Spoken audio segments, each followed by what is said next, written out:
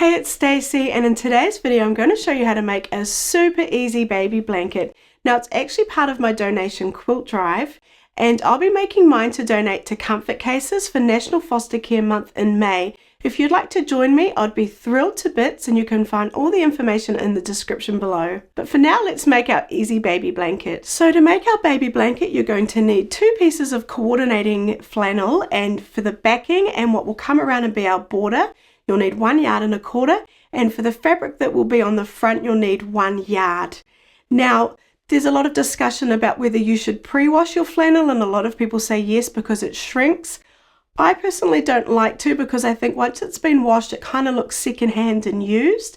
Also, we're using both flannel fabric, so if it's going to shrink, I think it's going to shrink together. So that's really a personal choice. You do whatever you'd like to do, but whatever you choose to do, either wash it or don't, but let's give our fabric a press and then let's cut it. The beautiful fabric that I'm using for this easy baby blanket was kindly donated by Art Gallery Fabrics for my donation quilt drive, and it's called Tails and Threads by Patty Bassimi. So I've got my background fabric here, and we're going to cut this into a 40 by 40 inch square. Now my mat isn't big enough to do that, so what we are going to have to do is fold our fabric. Unfortunately, if your mat is big enough, then by all means just cut it by 40 inches by 40 inches squared. But what I'm going to do is I'm going to make sure I've got the fold towards me. I'm going to fold it in half, and then I'm going to bring this fold over to my 0 on my mat, and then I'm going to line up this edge past 20. So I can see that it's now not on 0, so I'll just move it back over to 0, and I'll just keep going until I've got my fold on 0 on this side here, and then my edges coming past 20, because we want to cut off all these raw edges. So then what I'm going to do, once I feel like I'm happy, and I'll be cutting at 20 inches because we've folded it, that's going to be 40 inches wide, I will just check that it's not all wrinkled inside here. I'm going to make sure it's nice and smooth, fold that over really nicely, and then when I'm happy, and I'm bringing down all these folded edges as well, and making sure that they're as tidy and as lined up as they can be, I'm smoothing out my fabric. Okay, and then I'm going to line up this fold on 0. Actually, I'm going to bring it up and then line this fold up on 1. It's a bit hard to work on the 0 sometimes at the bottom there. So I've got that bottom fold on 1, this fold on 0, and then when I'm happy it's all smoothed out, I can feel that it's not all creased inside that fold, I'm simply just going to cut at 20 inches. So I'm going to take my ruler, I'm going to line it up at 20 inches at the bottom, 20 inches at the top, and then I'm going to line up a line on my ruler on that fold. Okay, so now I've got a line on my ruler on the fold, I've got my ruler lined up with 20 at the bottom and 20 at the top, and when I've checked, double checked, triple checked, then I'll cut.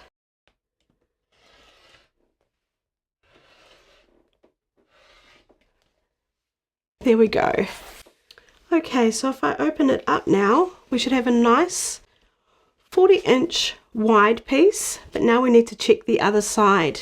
And I did forget to mention that I've still got the manufacturer's fold here, so when you purchased your fabric, it came like this with it folded in half. So I ironed it like that, and I haven't changed that. So all I'm going to do now is open it up, and the 2 edges that we just cut, I'm going to line them up.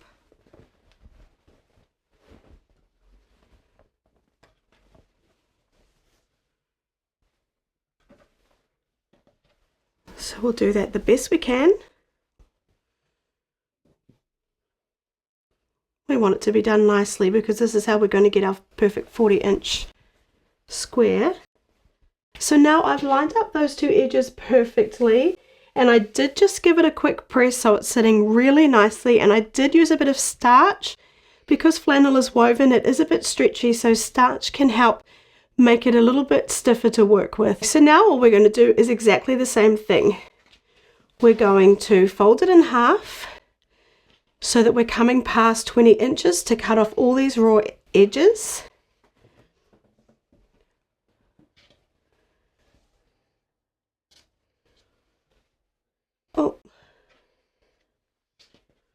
Okay, and then when I'm happy I'm getting past my 20 inches, I'll be able to cut those raw edges off. I'm going to line up the bottom fold perfectly,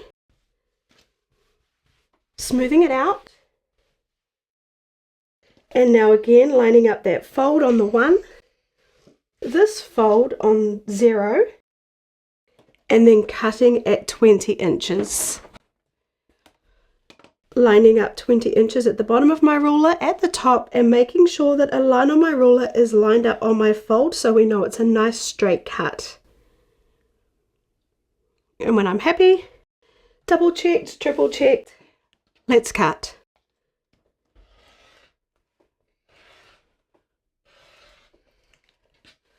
Okay, so now we've got our first piece at 40 inches.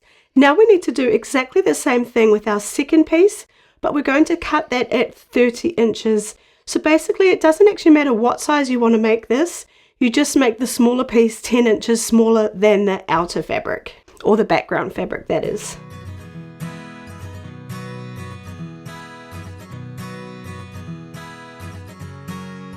Now because we need this to be 30 inches wide, I'm cutting mine at 15 inches because 2 times 15 is 30.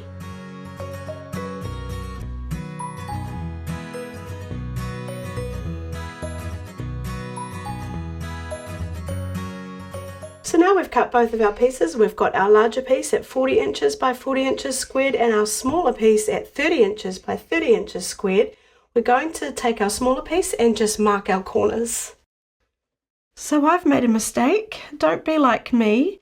Make sure that your selvage is not going to be part of your 30-inch squared piece. I think I'm going to be just okay. I think that's not going to be too noticeable, but just keep an eye on that. I wasn't being careful enough and I should have told you to look out for that. So what we're going to do now is we're going to open it up and we're just going to find all 4 corners. And on each corner, we're going to mark a 1/4 inch on each side, or you might just like to do a square. I'm just using a regular pencil because you're not going to see this. You might like to use a washable marker.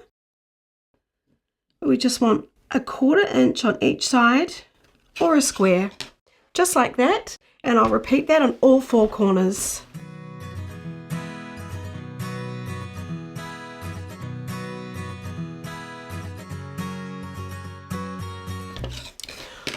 Okay, and then what we're going to do is take our pins and we're going to find the center of every side. Now you could also mark this with a pencil. I think a pin is easier because you can see it on both sides. So all I'm going to do is fold my fabric in half. I'm going to line up those edges. So we'll just line them up perfectly.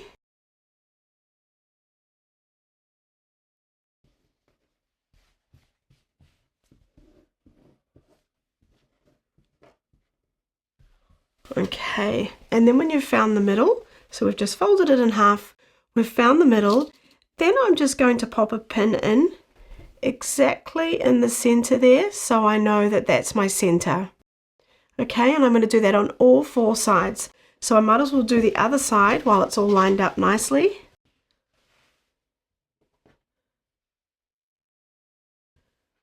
So we do want this to be as accurate as possible. So lining up those edges, lining up these edges, finding that center and popping a pin in right at the top, which marks our center point. Okay, and then I'll open it up, line up the other side so I can find the center of the other 2 sides because we're doing this on all 4 sides.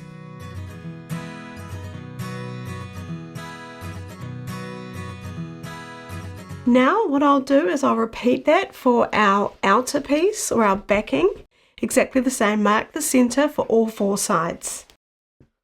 So now I've got my 40 inch by 40 inch piece with the right sides of the fabric facing me, so that just means the pretty fabric's facing me.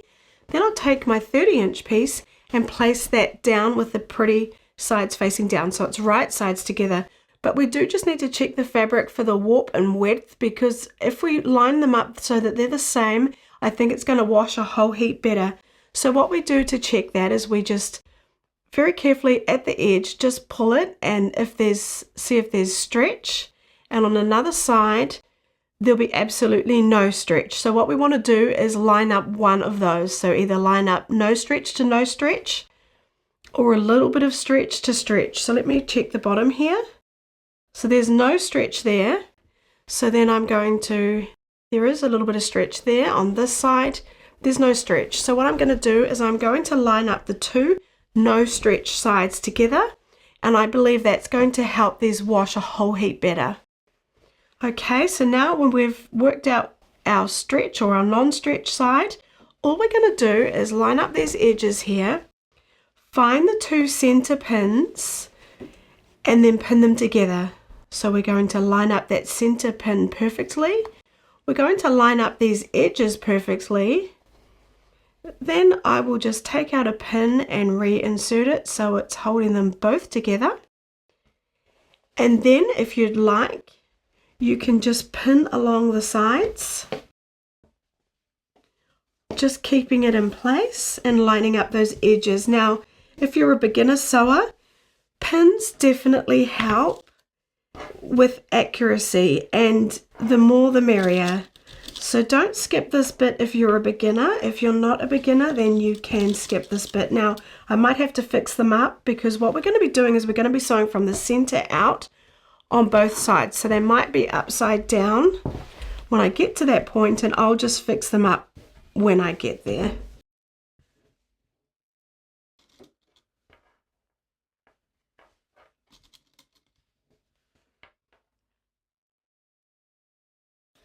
Then I'll just come to the next side. So remembering we've got 4 sides, I'm just going to come to the next side. Now it seems a bit weird, right? Because I've got all this excess here. I'm going to line up those 2 pins, line them up so they perfectly meet, line up these edges, and I'm going to pin. But then I've got this funny little bit that's extra here. That is correct. Don't panic and think you're sewing it wrong. We do have this funny little dog's ear piece here, and don't worry about that. It's all going to come together at the end. So you might like to sew one side at a time together, or you might like to just pin them all and just do all 4 sides at one time. That's entirely up to you. But just remember, starting in the center is the most important part, and then pinning them so they're nicely lined up, and then you can move on to the edges. And I'll do this for all 4 sides.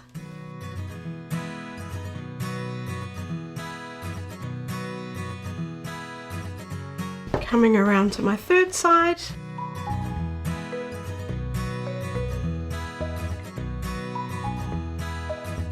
Lining up those pins and doing exactly the same.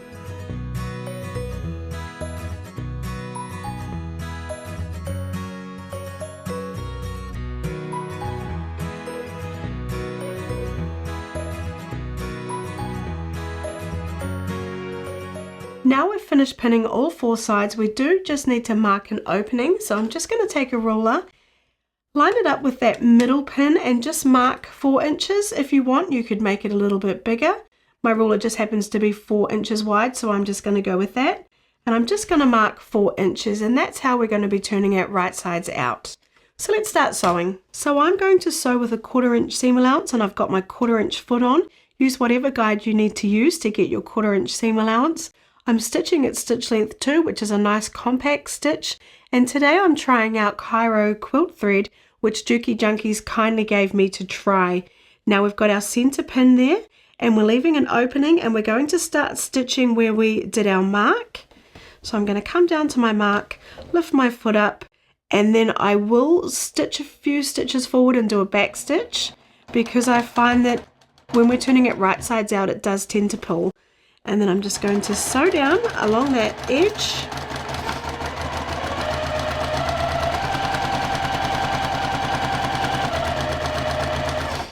Removing the pins as I come to them.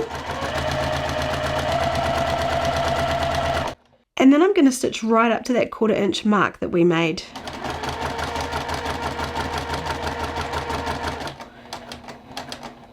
When I get to it, I will do a back stitch. thread, and then what I'm going to do is I'm going to come back to the center, and remember we didn't actually start sewing here, we've left an opening, but I want to go from the center out that way. So what I'm going to do is actually turn my blanket around, and now you can see my pins are upside down, so I will just fix them. I'm just going to hold it in place and move my pins. But now we're not going to be able to see our 1/4 inch mark. So what I will do is I'm going to find that 1/4 inch mark and just pop a pin in so I know where it is, and when I get down to this pin I'll stop. So I'm going to find my center pin again, lift my foot up and start stitching. I will do a back stitch again. And at any point if you're worried that your edges aren't lined up nicely, just pause and check them and carry on.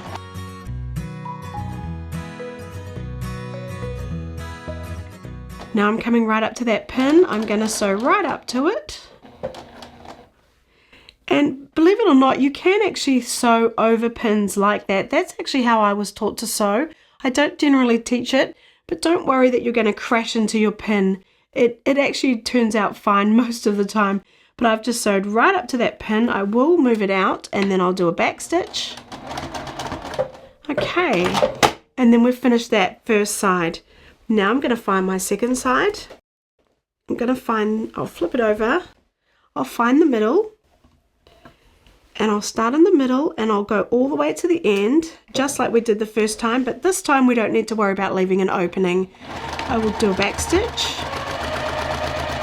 Oh, my pins are around the wrong way, but it's not bothering me if they are, just fix them up.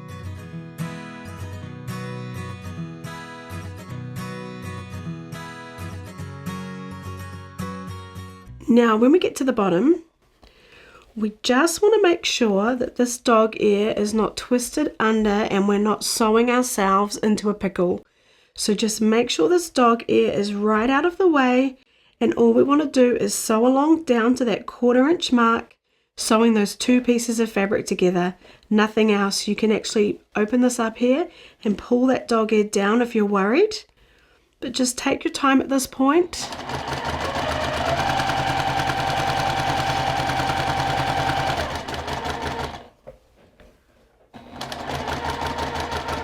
Now when I get to my 1/4 inch mark, I'm stopping right on it, doing a reverse stitch, cutting my thread, and now we've done that side. Then I'm going to come back to the center and we have to do the other side. Remember, flipping it over. Again, my pins are upside down, so I'll fix them up.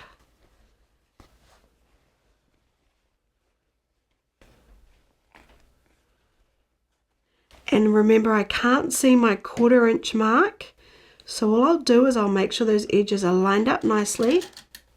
I'm going to just flip it over, pop a pin in, marking that 1/4 inch. So now that means when I get down to this pin, I'll stop right there. And I'm going to repeat this for all 4 sides.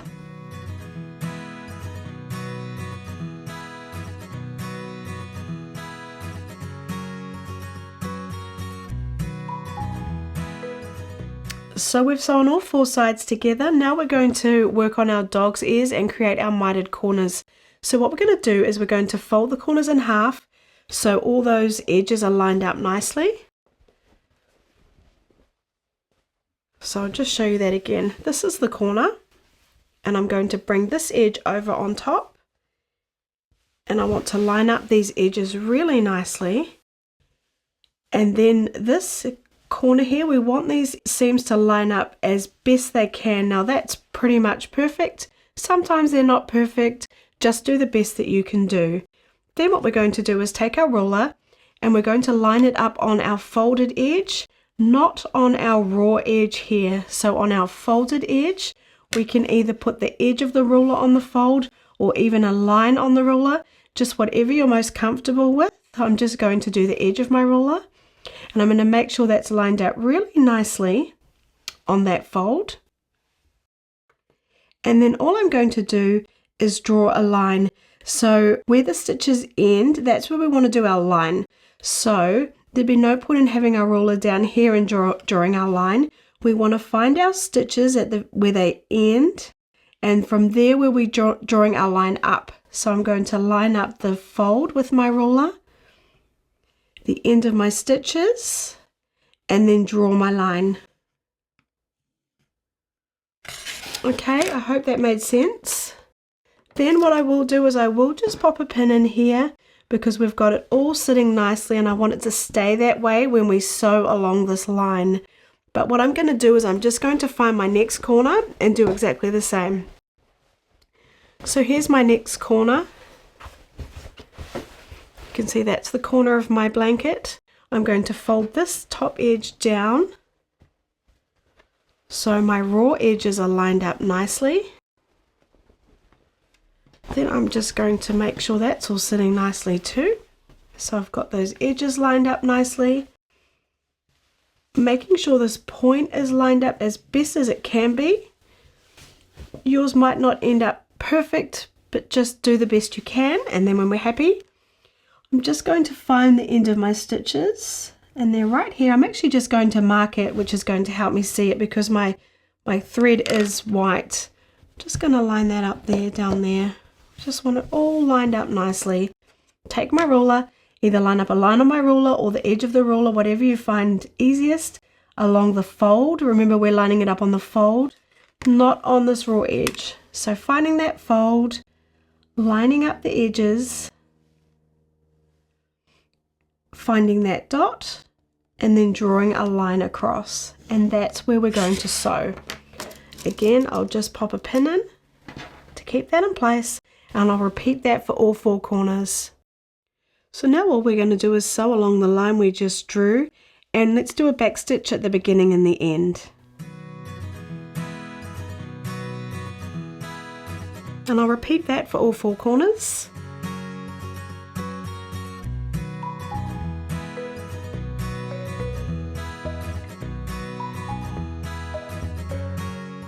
So I'm just sewing right up to the dot, but you can actually go past it if you want. It's not going to affect our corners.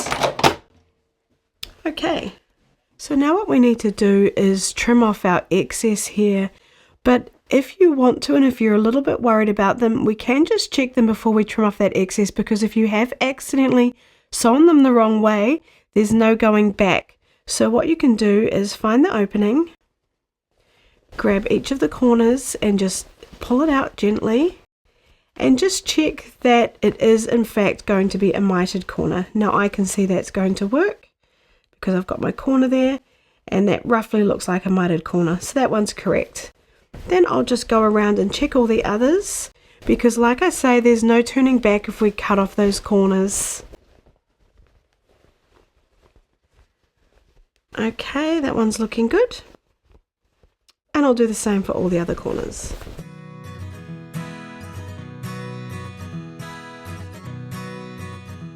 Okay, so once you are happy and confident that you've sewn those corners correctly, let's just cut off this excess dog ear here. So I'm just going to cut about 1/4 inch away from the stitches. If you'd like to, you can use a rotary cutter. I'm just going to use my scissors. And then what I'm going to do is I am just going to cut off the excess on that corner there. So the corner that's on my fold. Now I don't want to go too close to my stitches. I'm just going to be taking a little off, not getting awfully close to those stitches because I don't want it to come undone when it's been washed a lot. So I'll do that for all 4 corners.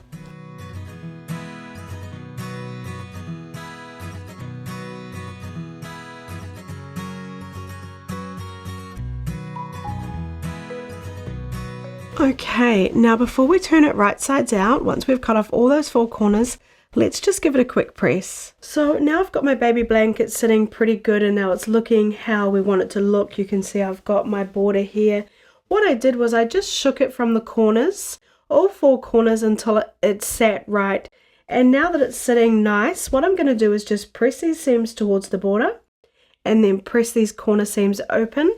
And for our opening, just pressing that the best we can, we will fix it up when we have it right sides out. So just pressing these seams out to the border.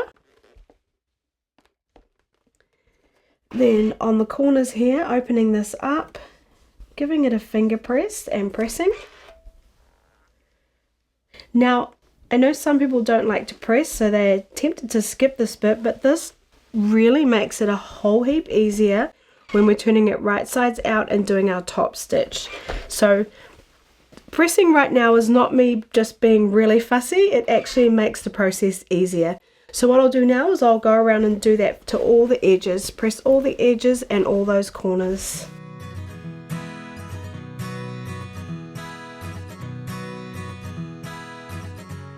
So at this point you could cut any loose threads that you've got. Let's find the opening and we're going to turn it right sides out. So I'm finding my opening, I'm going to put my hand in and I'm going to go to the far corner, grab the corner and then push it through.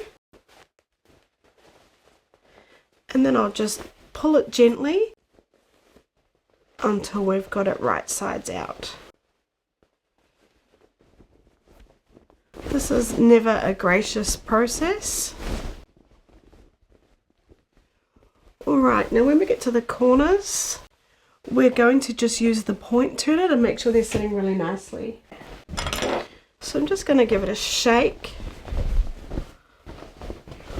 Alright, and then I'm just going to find my opening again, find my corners, and with my point turner or something similar, I'm just going to push those corners out gently. Now, don't be too rough because you can go through your fabric with your point turner.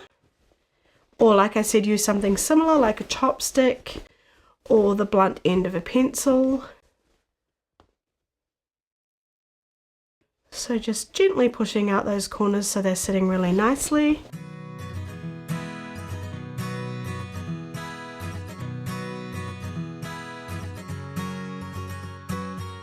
Okay, let's just give it one last quick press. So now I've got my baby blanket sitting really nicely, and what I did again was I just grabbed the two corners and I just gave it a shake, and I did that on all four corners just to get it sitting really nicely. That really does help. Now what I'm going to do is find my opening and I'm going to press it so it just looks like one nice continuous seam, and it's looking pretty good there.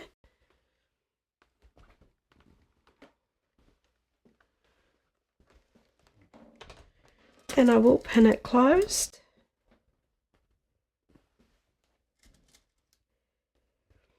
And then what I'm going to go around and do is I am going to press all my border. And I will just pop in a pin here and there just to keep it all in place as I'm sewing around the entire edge. So we're going to sew our opening closed and then sew along this entire edge doing a top stitch. But when we are pressing it, we just want to make sure that those seams are coming out to the border, and that's when it really helped if you pressed it earlier, pressing that in the right direction. It's going to be much quicker and it's going to sit a whole heap nicer. So just take your time and do that. We don't need too many pins, it's pretty much in place as it is. Just little things like that do just help. Okay, and you can see we've got beautiful mitered corners there.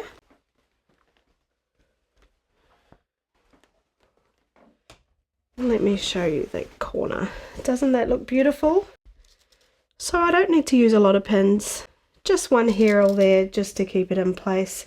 Just remembering that those seams are facing towards the border.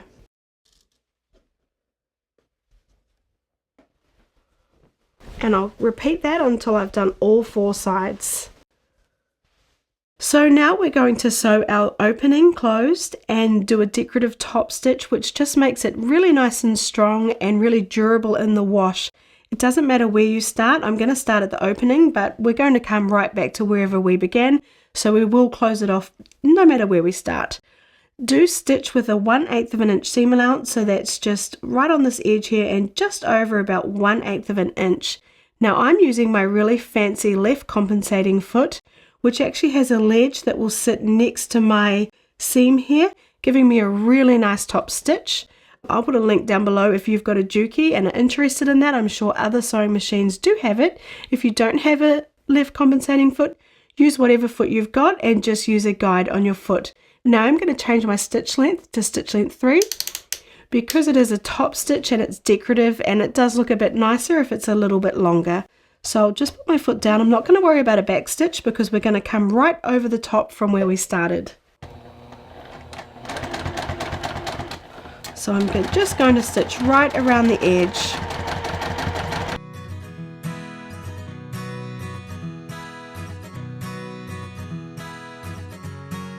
So when we come up to the corners, we want to turn right on that seam here on our border. So I'm just going to stitch right up to it.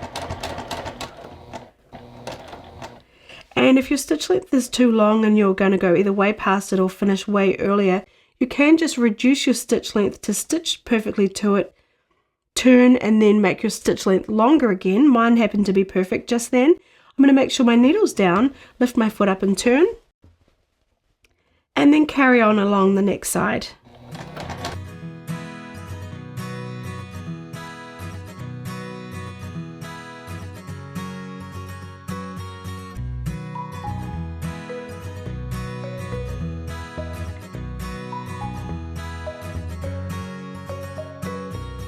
Okay, so now I'm back where I started. I'm just going to pull that thread out of the way so I'm not sewing over it and creating a little mess there. And I'm just going to go right past where I began and then do a back stitch and cut my thread. And now just cut your loose thread and let's give it one last press. So one last thing you might like to do is just stitch down both sides of this seam here just to make it extra durable, because baby blankets do tend to be washed an awful lot. That's optional. And then give the whole blanket a press and we're done. So there we have our super easy baby blanket with self-binding. Isn't that super cute? We've got the beautiful backing. Now these make great gifts and they're also perfect to donate. If you'd like to join me in making one to donate to comfort cases, I'd be thrilled to bits. Leave a comment and let me know, and you can find more information over on my website. The link is in the description down below. And if you enjoyed this video, you might like to check out last year's donation quilt where we made the Hugs and Kisses quilt. The link is just up there. Thanks so much for joining me, and I'll see you in the next video.